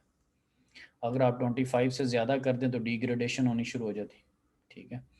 सो आप अगर थोड़ा रीज़नेबल टेम्परेचर करेंगे तो उसमें बेहतरी भी आ सकती है। ये कुछ वो रफ सी चीज़ें हैं जो कि मेरे जहन में चल रही हैं, might be I am right और रॉन्ग, तो देखते हैं कि क्या होता है। तो ये कुछ डिस्क्रिप्शंस हैं जो कि मैंने डेटा से पिक की हैं। अब being a student let's see what gonna happen. So सबसे पहले बात ये है कि वोल्टेज कितना होना चाहिए, तो वोल्टेज का वही फार्मूला जो हमने पढ़ा, we output over V input, ठीक है। माइनस साइन को हमने इग्नोर कर दिया है, मतलब उसका हमें पता है कि जस्ट हमें माइनस में मिलना है, तो जस्ट हम बैटरी के जो टर्मिनल्स हैं उसको हम फ्लिप कर लेंगे, ठीक है। उसने लिखा भी हुआ है just switch the terminals of the battery, पता है ना उसे कि वो नेगेटिव साइन आना है तो हम उसको इन्वर्ट सपोज उसको कर लिया हमने, पॉजिटिव टू नेगेटिव को चेंज कर लिया। सो फार्मूला क्या है, we output over V input. We output कितना चाहिए, 12 वोल्ट आप चाह रहे हैं बैटरी को मिले, ठीक है, और आपको कितना मिल रहा है 30। We output over V input into D 1 - T, ठीक है। तो इसमें जो चीज़ आपने कैलकुलेट करनी है वो डी आपने कैलकुलेट करना, तो 12/30 करेंगे दैट इज़ 0.4। तो अब आप इसको रीअरेंज करके जब लिखेंगे तो ये आ जाएगा, जब इसको फर्दर सॉल्व करेंगे तो डी की वैल्यू कितनी आ रही है, 0.286, ठीक है। तो 0.5 से आपने ड्यूटी साइकिल कम रखा हुआ है, ये वही बात है ना कि जब कम करना है तो क्या करना है, और कितना कम करना है वो आपका इशू, वो आपको आपकी फॉर्मूला बताएगा। इनपुट आ गई 30, इनपुट की जगह 35 भी हो सकता है, 25 भी हो सकता है, डिफरेंट भी हो सकता है। आउटपुट आपको 12 चाहिए, सपोज कहीं कुछ और भी लिखा हो सकता है, माइट भी को 24 वोल्ट कह देता है यहाँ पे, ठीक है। सो डी उसके अकॉर्डिंगली कम या ज़्यादा हो रहा है।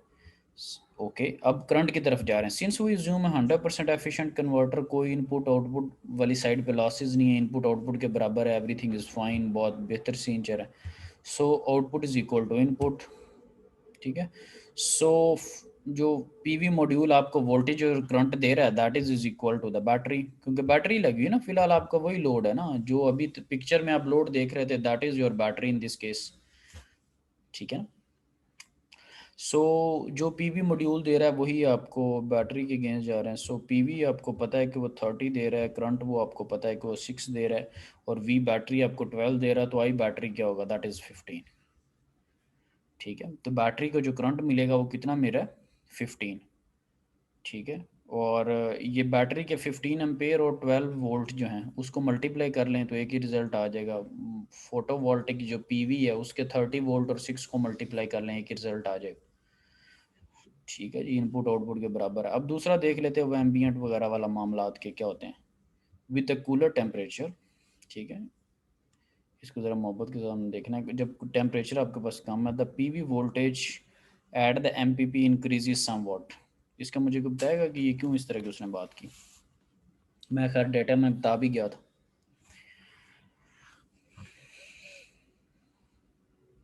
हाँ जी आप लोगों से पूछ रहा हूँ भैया।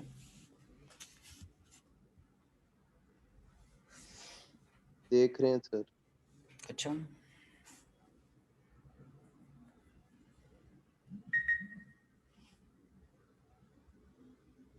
बड़ी आसान सी चीज़ है, आपके देखने में तो शायद शाम हो जाए, मैं ही देख लेता हूँ। ये मैंने डेटा में भी आपको बताया था, और फिर मैंने जानबूझ के बीच में एक स्टोरी छेड़ दी थी कि ये गलत भी हो सकता है सही भी हो सकता है, ताकि आप थोड़ा मिक्स एनवायरनमेंट अपना ज़हनी तौर पे बना ले और फिर सोल्यूशन पढ़ेंगे वहाँ पे दोबारा डिस्कस कर लेंगे।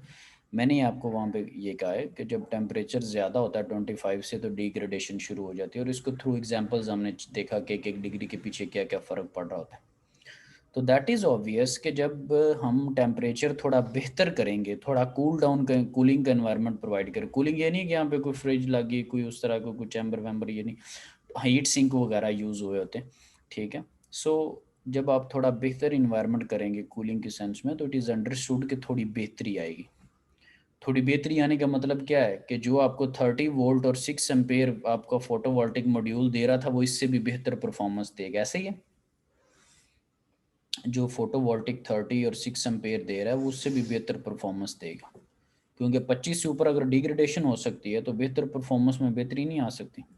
यस नो तो यस कह देना, सर, अगर नहीं मतलब यस नहीं सर। बात लॉजिक समझ आ रही तो उसको लॉजिक से कंट्राडिक्ट करें, अगर को समझ आ रही तो बताएं। सो अब जब आपकी वोल्टेजेस जो हैं वो अब 30 नहीं रहे, सपोज 31 32, या जो आपका करंट है वो 6 पॉइंट समथिंग या कुछ इस तरह से रहा है, तो 30 और 30 और 6 पे हमने कहा कि ड्यूटी साइकिल जो है वो हमारा 0.26 होना चाहिए, पूरा हमने न्यूमेरिकल कर लिया। तो अगर मैं आउटपुट वोल्टेज थोड़े बढ़ा देता हूँ और करंट थोड़ा बढ़ा देता हूँ, फोटोवोल्टिक का पीवी जो मॉड्यूल है वो करंट भी ज़्यादा दे रहा है और वोल्टेज भी ज़्यादा दे रहा है, तो आपको अगेन ही फार्मूला लगा के सॉल्व करना पड़ेगा। आपको ड्यूटी साइकिल फिर थोड़ा और कम करना पड़ेगा। देखें ना, 30 पे आपका ड्यूटी साइकिल निकला 0.28, अगर मैं कहूँ 30 वोल्ट की बजाय 40 वोल्ट को आपको 12 पे लाना है, तो आप क्या करेंगे, ड्यूटी साइकिल को थोड़ा और कम कर देंगे। यस सर, इसी तरह ही है। अभी जो न्यूमेरिकल आपने सॉल्व किया है ना, इसको घर जाके सॉल्व कीजिएगा कि आपके पास अब जो वोल्टेजेस है ना वो 30 नहीं है, वो 35 हैं। 35 वोल्ट को आपने 12 पे कन्वर्ट करना है, तो आप देखेंगे कि आपके पास डी का जो आंसर है ना, जो भी आंसर आया वो उससे भी कम आएगा, ठीक है। सो ये यही कह रहा है, with the cooler temperature the PV voltages at the MPP increases somewhat, और आपको कह रहा है कि सी फिगर 5.35, ये कहीं मैं इस फिगर पे नहीं, ये कहीं आपको वो टेम्परेचर वाली पे ले जाएगा कि 25 पे इतना है, 75 पे इतना है, इतना है। टेम्परेचर के जो फैक्ट्स हैं कहीं उस तरफ आपको ले जाएगा। थोड़ी आपकी ये सेंस जब डेवलप हो जाएगी, जो उसने एक स्टेटमेंट में लिखा हुआ है, तो फिर वो क्या कहता है, so the duty cycles D should be decreased a bit. Duty cycle उसको थोड़ा और कम होना चाहिए, क्योंकि आप 30 रख के आंसर आपने निकाला है, वो आप देख लीजिएगा, आप 35 40 रख के निकालेंगे, डी का आंसर और थोड़ा कम आना चाहिए 12 वोल्ट की सेंस में, ठीक है। सो इसको प्रैक्टिकली आप भी कर सकते हैं, लेकिन मुझे तो खैर पढ़ने से जस्टिफिकेशन मेरे माइंड में बनी है कि सेइंग समथिंग राइट। अगर आपको लगे कि रॉन्ग कह रहा है तो आप उसको देख सकते हैं, ठीक है जी। So that is what we have studied so far, और मैंने इसके हेल्पिंग मटेरियल के तौर पे जो आपको कह रहा हूँ 4 to 5 मिनट्स के 2 क्लिप्स जो वहाँ पे मेंशन किया, आज के लेक्चर भी खैर मेंशन कर दूँगा। और आज वेडनेसडे, मंडे को जो है वो आपका क्विज़ मैंने इसका रखा हुआ है। सो क्विज़ कहाँ तक होगा, ये एमपीपीटी कंट्रोलर से ऊपर ऊपर 5.9.2 से ऊपर ऊपर क्विज होगा। और मटेरियल का जो आर्टिकल है उसको हमने डिस्कस नहीं किया, वो उसके अलावा सारी चीज़ें हमने डिस्कस की, कुछ भी हमने स्किप नहीं किया। जो फोटोवोल्टिक मटेरियल्स हैं ना, लेट से सैंड हो, वो सिलिकॉन हो, वो किस तरह से कन्वर्ट हो रहा है, किस तरह उसकी फिनिशिंग हो रही है, मटेरियल साइंसेस को हमने नहीं डिस्कस किया, उसका जो एक आर्टिकल है। बाकी हमने सारे 1 by 1 डिस्कस किए, कुछ भी स्किप नहीं किया। यही चीज़ उस दिन मैंने सर आपको बताई थी। सर 0.253 आ रही ड्यूटी साइकिल, 35 के साथ 253। 253, यानी कि सपोज अगर ये करें कि ये कोई 28-29% है, तो वो कोई 25% है, यस सर। ठीक है। ये 0.28 कोई 28% इसका अगर है, तो वो 25% के करीब। तो ये वही बात थी ना, मैं आपको कह रहा था कि समझ आ रही, लेकिन साथ ज़रा फिर जब अब आपने की है तो अब आप लोग भी कहेंगे कि अच्छा सही कह रहा, ठीक है। पहले थोड़ी थोड़ी वो सेंस बना रहा था। ओके जी, तो अटेंडेंस कोई ना वेरी क्विक वे में कर लेता हूँ। और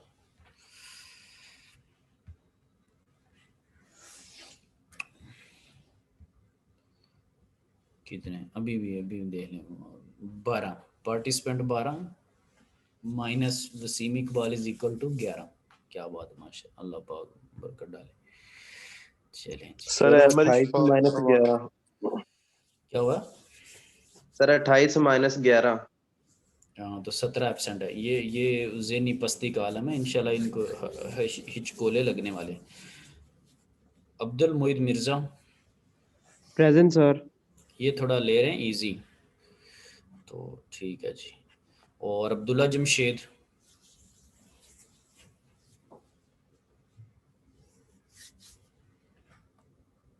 नहीं है। अहमद अब्दाल, अहमद अब्दाल अभी नज़र तो आ रहा था बीच में है, अभी बोल दो अटेंडेंस भाई।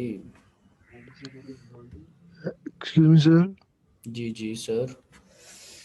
सर काइंडली बताएं। मेरी प्रेजेंट। अब्दुल्ला जमशेद की, सर अहमद अब्दाल। अच्छा लगा सर ये दी। मोहम्मद फारूक की भी प्रेजेंट है।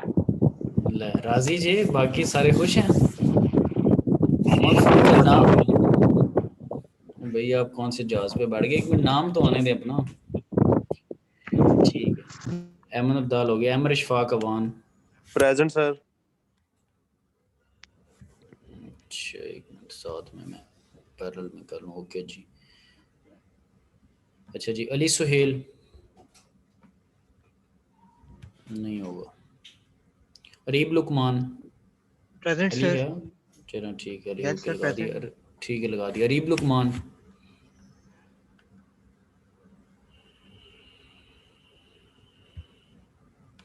और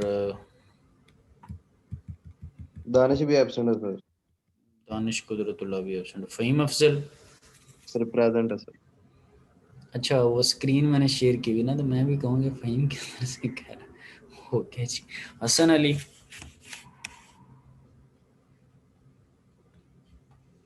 कोई नहीं। खुरम शहजाद,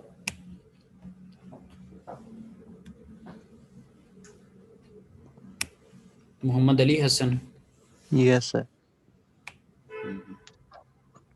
मोहम्मद फारूक, ये वो कोई कह रहा था प्रेजेंट है फारूक, यस सर। ठीक है। और मजहर,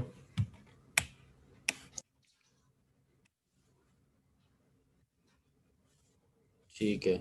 यार जिनके आईडी ब्लॉक है ना, थोड़ा सेट करवा लें क्योंकि आगे फाइनल पेपर आने वाले। शहरियार नहीं है। मोहम्मद उमर फारूक,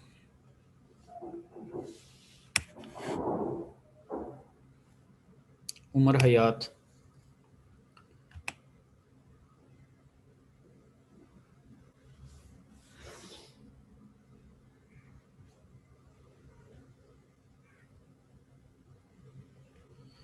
ये 012 जो 12 रोल नंबर है उमर फारूक का, वो नहीं है।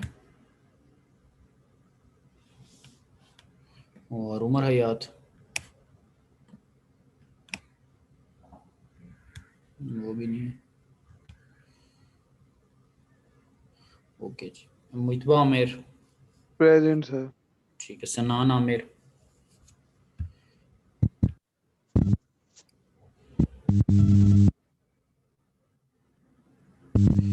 शज़ेब अहमद कुरैशी,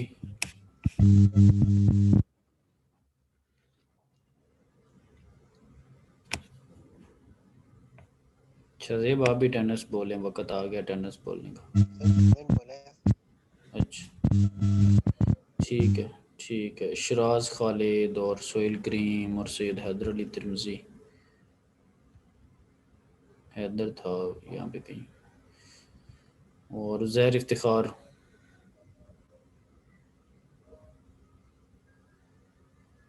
कोई नहीं है। ये इमरान भी नहीं आता। कोई रह तो नहीं गया?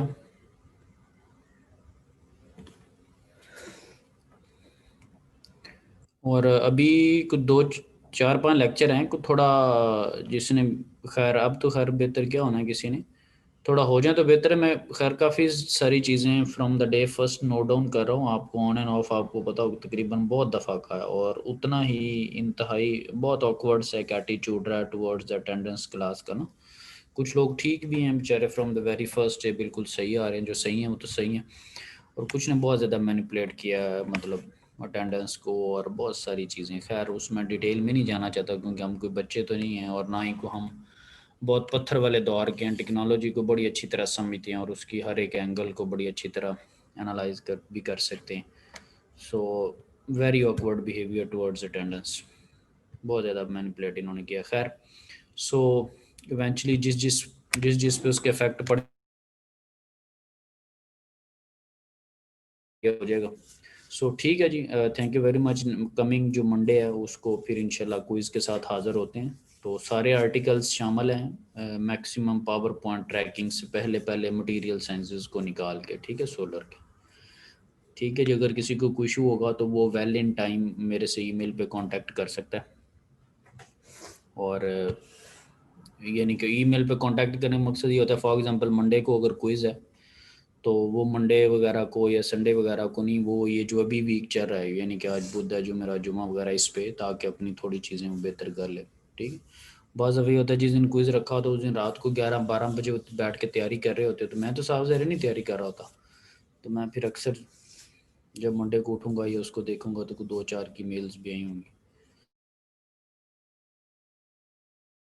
कि क्यूरी को एड्रेस करूँगा।